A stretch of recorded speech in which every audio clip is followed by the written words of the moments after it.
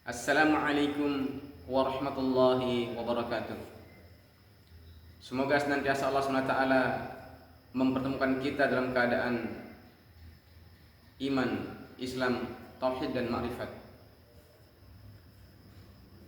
Dalam pertemuan kali ini kita melanjutkan kajian kita yang kemarin, bahwa ada 8 hal yang harus dilakukan seorang muslim untuk mendapatkan sa'idun fid dunya wa sa'idun fil akhirah. Bagaimana senantiasa mereka mendapatkan kebahagiaan di dunia dan juga mendapatkan kebahagiaan di akhirat kelak. Yang pertama yaitu zikir. Di antara sekian banyak zikir, yang paling utama adalah ala bidzikrillahi tatma'innul qulub.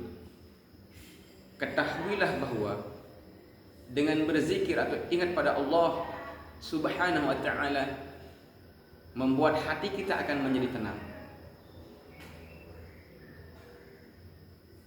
Oleh karena itu Allah Subhanahu wa ta'ala memerintahkan kepada kita untuk berzikir, sebagaimana dijelaskan dalam Quran surah Al-Ahzab, Quran surah 33 ayat 41.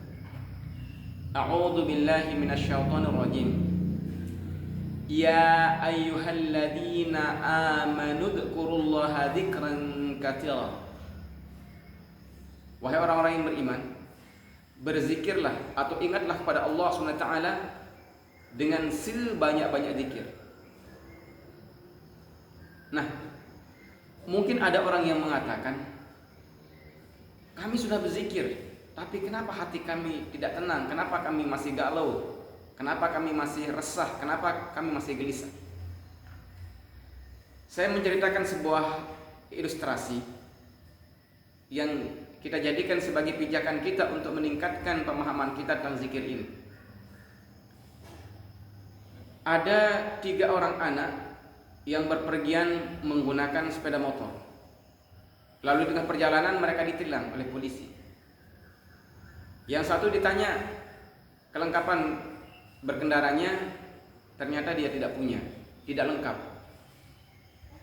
Lalu dia disuruh untuk menelpon ayahnya.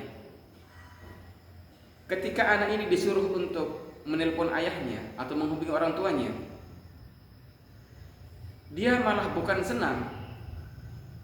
Kenapa? Karena dia tahu ayahnya ketika dihubungi adalah seorang ayah yang akan menambah permasalahan. Dia akan marah kepada anaknya, bahkan mungkin kepada polisi yang menilang. Kenapa? Karena dia tahu orang tuanya adalah seorang preman, miskin, kasar. Maka ketika dia akan datang, dia akan marah-marah. Kemudian anak yang kedua, ketika disuruh untuk menelpon orang tuanya karena ketidaklengkapan dari perjalanannya,